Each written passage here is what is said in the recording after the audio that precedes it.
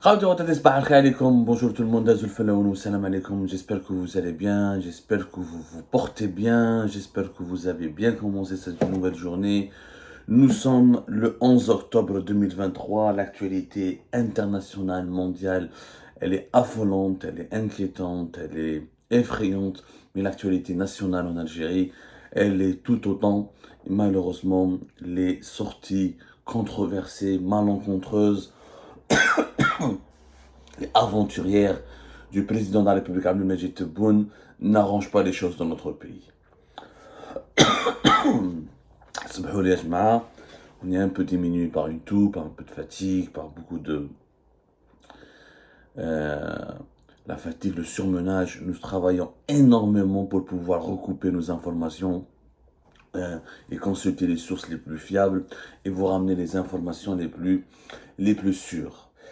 Nous avions parlé précédemment des contenus non encore diffusés, pour ne pas dire censurés, et sulfureux, des contenus sulfureux, des propos qui ont été tenus par Abdelmajid Tebboune lors d'une entrevue médiatique avec les directeurs de la presse nationale dans des médias classiques, des journaux papier, des chaînes de télévision, des médias nationaux. Une dizaine de patrons, de directeurs et de représentants de médias algériens ont rencontré pendant presque 4 heures, le 3 octobre 2023, Abdelmajid Tebboune au palais présidentiel de Mouradia. Algérie Part avait sorti le scoop, l'exclusivité, en vous annonçant que cette entrevue qui a été enregistrée, qui a été filmée, n'a pas été encore diffusée à cause du malaise et de la crise et des polémiques que risquent de susciter les multiples dérapages commis par Abdelmajid Tebboune lors de cette entrevue médiatique. Les propos très graves qu'il a tenus sur un certain nombre de dossiers diplomatiques et géopolitiques euh, euh, ne peuvent pas être diffusés comme ça, publiquement, ne peuvent pas être assumés parce que l'État algérien va prendre un risque énorme vis-à-vis de plusieurs de ses partenaires à l'étranger et de plusieurs même, et même par rapport à l'ONU, parce que même un rapporteur spécial de l'ONU, c'est-à-dire qui a été dépêché par le Conseil des droits de l'homme de l'ONU, a été critiqué, insulté et traité avec beaucoup de mépris par le chef de l'État, Majid Tebboune. Cette émission, vous pouvez la revoir. Nous avons même fait un article sur Algérie Part. Nous avions expliqué en exclusivité qu'est-ce qui s'est passé, qu'est-ce qu'il a dit à Majid Tebboune sur l'Égypte, sur les Émirats, sur la France. Qu'est-ce qu'il a dit sur ce haut fonctionnaire de l'ONU qui a été dépêché, qui a fait une visite à Alger du 16 au 26 septembre dernier. Mais Majid Tebboune n'a pas parlé que des dossiers internationaux. Il n'a pas commis des dérapages uniquement en ce qui concerne les sujets qui ont trait aux relations internationales de l'Algérie. Comme Abdelmajid Tebboune sur les BRICS, après avoir supplié pour essayer de tenter d'obtenir un ticket d'entrée au sein des BRICS, Abdelmajid Tebboune a retourné sa veste en insultant, en injuriant les puissances des BRICS et en les accusant de devenir un club de pays quelconque qui n'ont ni queue ni tête et dont le fonctionnement n'a aucun sens, juste parce qu'ils ont parce qu'ils ont choisi l'Égypte et l'Éthiopie au détriment de l'Algérie. Des propos très graves que si les partenaires chinois et russes avaient pris connaissance de la teneur de ces propos tenus par un président de la République, celui de l'Algérie, je peux vous assurer qu'il y aurait un scandale, il y aurait d'abord un vent de froid qui va souffler sur les relations bilatérales de l'Algérie avec ces pays, avec ces puissances-là, qui sont des partenaires clés de l'Algérie.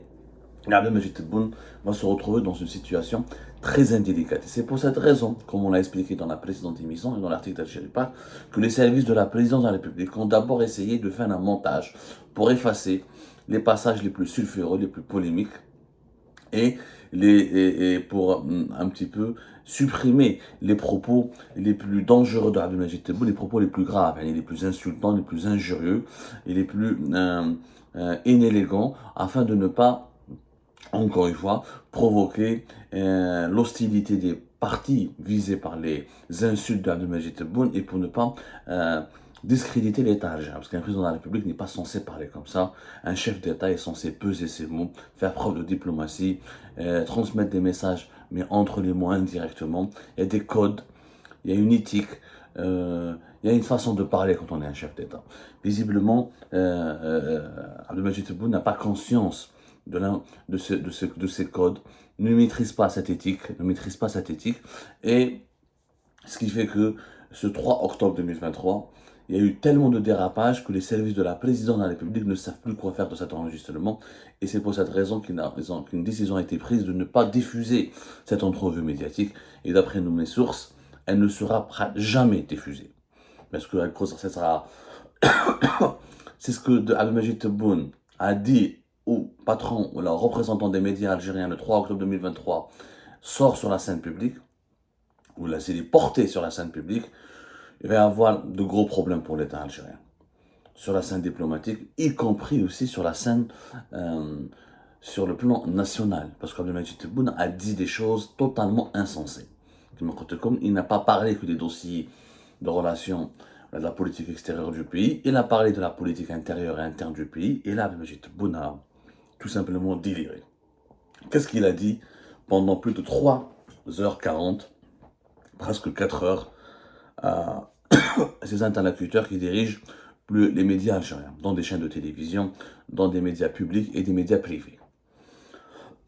Des quotidiens nationaux en arabe et en français, des francophones et des arabophones. Abdelmadjid Tebboune, d'après nos investigations, a parlé de l'inflation. L'inflation, il y a la hausse des prix, il y a la cherté de la vie en Algérie. Il a demandé expressément aux journalistes, aux directeurs des organes de presse qui ont été conviés à cette rencontre le 3 octobre dernier, il leur a demandé de ne plus parler de la hausse des prix. Ne parlez pas de l'inflation, ne parlez pas de la cherté de la vie, ne parlez pas de l'augmentation des prix.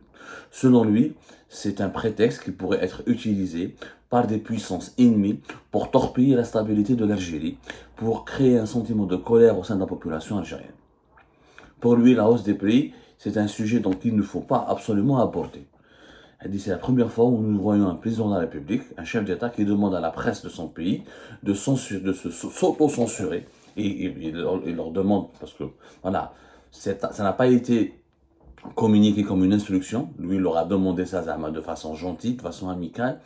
Mais quand un président demande un tel service, entre guillemets, ça veut dire qu'il leur donne. Ça veut dire qu'il s'attend de la part de ces journalistes, de la presse nationale, est-ce qu'il l'écoute, est-ce qu'il l'applique, est-ce qu'il exécute son vœu, est-ce qu'il exauce son vœu de ne pas parler de l'inflation et de l'augmentation des prix. Parce que selon lui, il y a un complot contre l'Algérie qui se trame depuis l'étranger et que si les Algériens sont en colère à cause de la hausse des prix, et ben ça peut alimenter une instabilité nationale et ça peut alimenter des problèmes nationaux. Si la presse algérienne ne doit pas parler de la hausse des prix, de quoi peut-elle parler alors? Les journalistes en Algérie, c'est des chargés de communication de la présidence.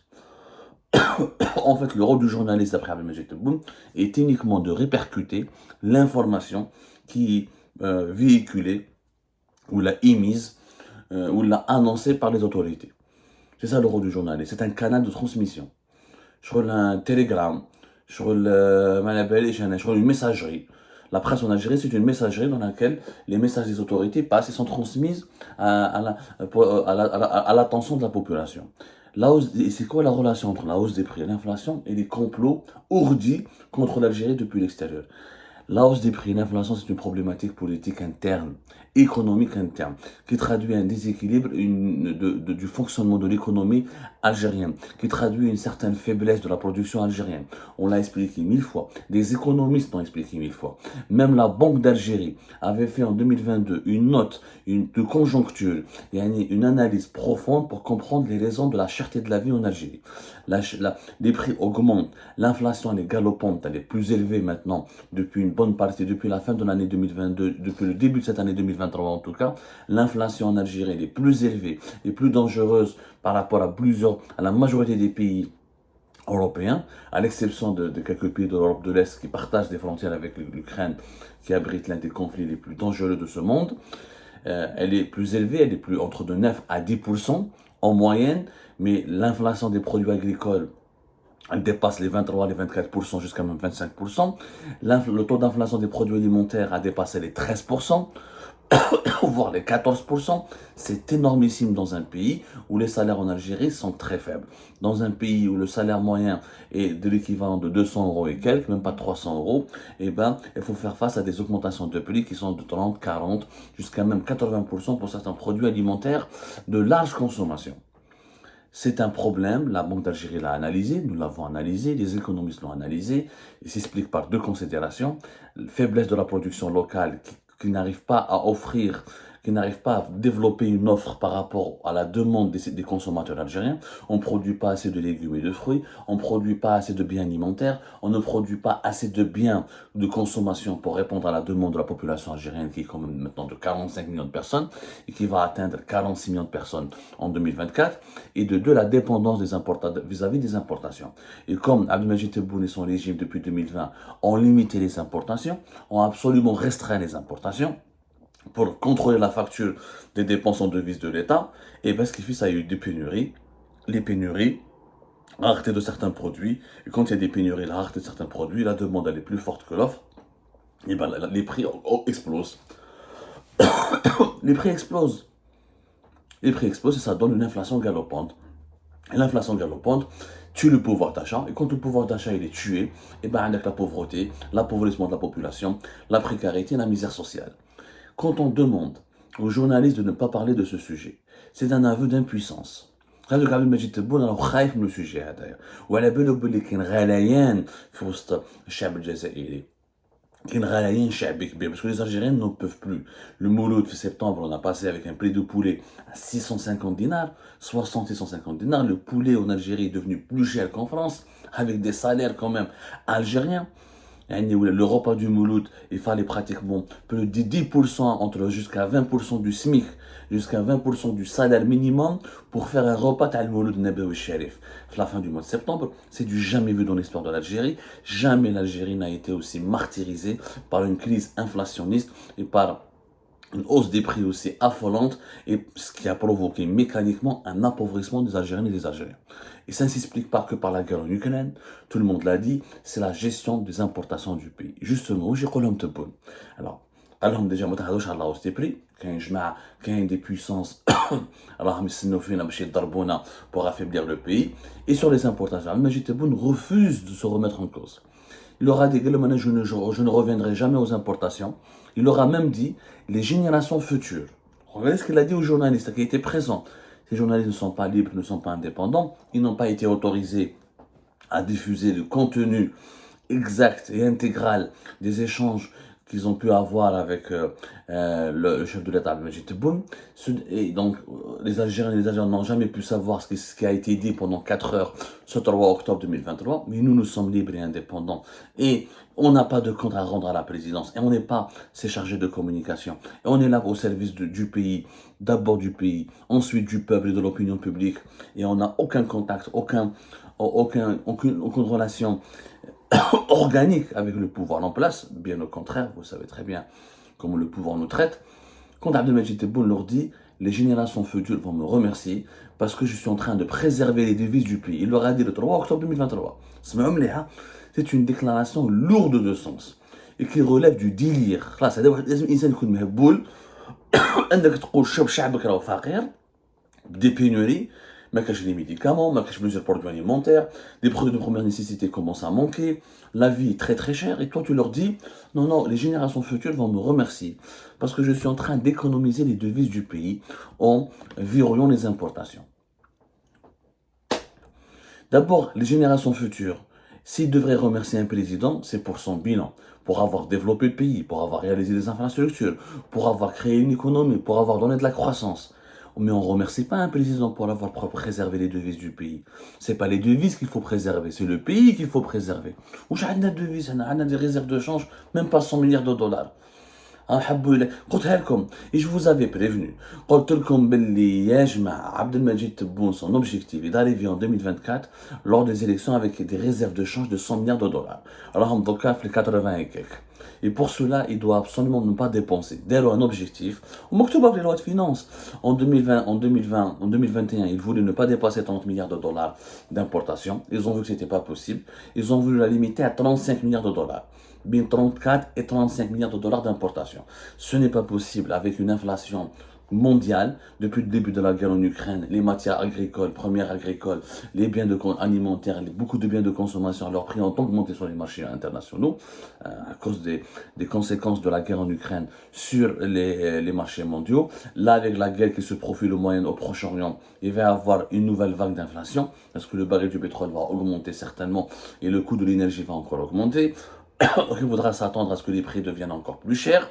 Et comme nous n'avons pas de production locale, parce que les générations futures auraient pu remercier Abdelmajid Tebboune effectivement s'il avait réellement développé une production locale. C'est la première fois où nous avons un chef d'État qui veut préserver les devises du pays, mais sans rien développer au pays.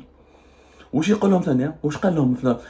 Algériens doivent changer leur habitude alimentaire. Ils doivent apprendre à manger local. Ils doivent plus manger des gâteaux depuis l'étranger, du chocolat depuis l'étranger, etc. Mais le problème de l'Algérie, ce n'est pas les produits finaux, c'est pas le produit final. Ce n'est pas les biens de. Les Algériens ne veulent pas manger du Nutella. Les Algériens ont besoin de matières premières à travers laquelle ou avec laquelle on peut fabriquer du Nutella. En Algérie, on peut fabriquer notre propre Nutella. On peut fabriquer notre propre chocolat. On peut fabriquer nos propres gâteaux. Mais on a besoin de matières premières.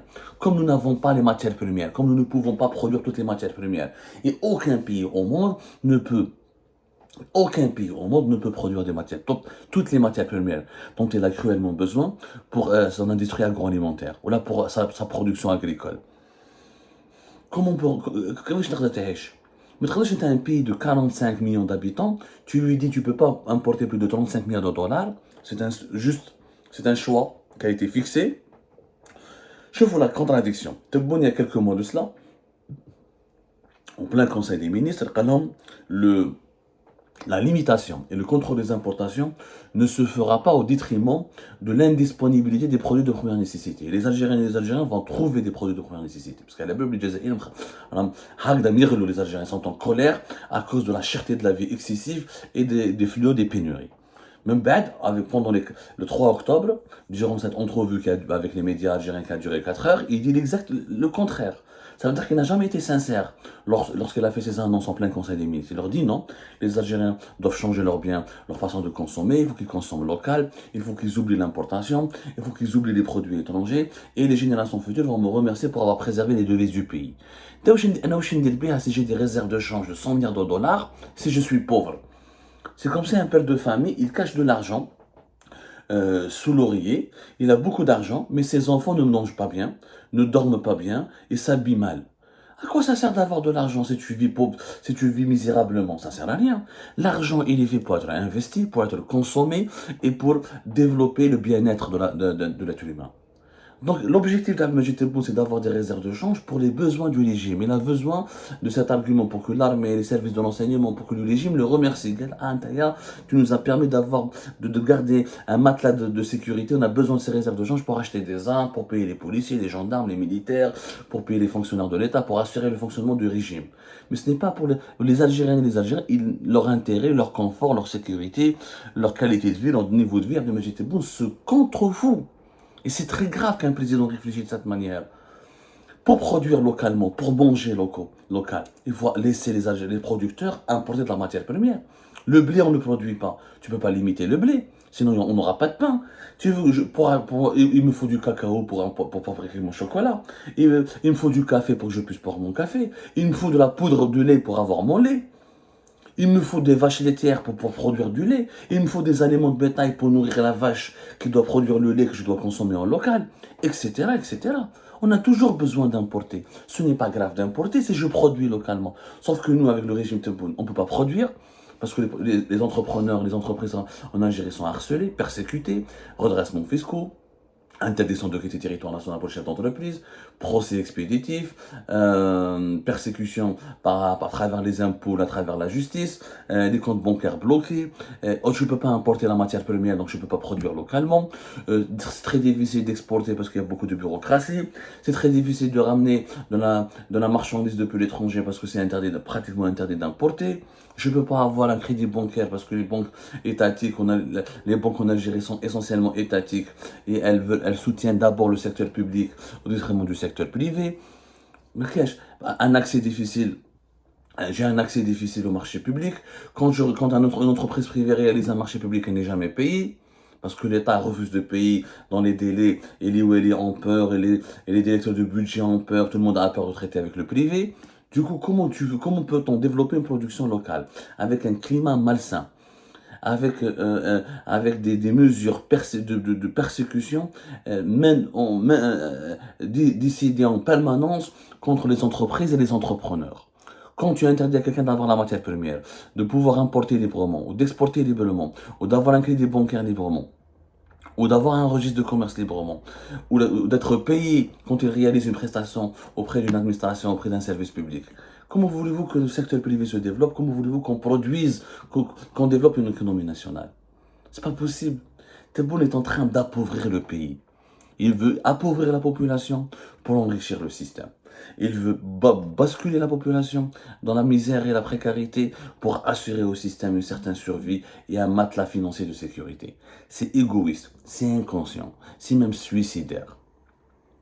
Haolik, le véritable visage de Tebboune. Ce qu'il dit pendant le Conseil des ministres où il promet aux Algériennes et aux Algériens de ne jamais manquer, de ne jamais faire face à de ne jamais souffrir de pénuries graves et de ne jamais manquer de produits de première nécessité, il ne le pense pas, puisque devant les journalistes le 3 septembre 2023, et c'est pour ça, encore une fois, que cette émission, cette entrevue enregistrée n'a pas été diffusée, il dit l'exact contraire.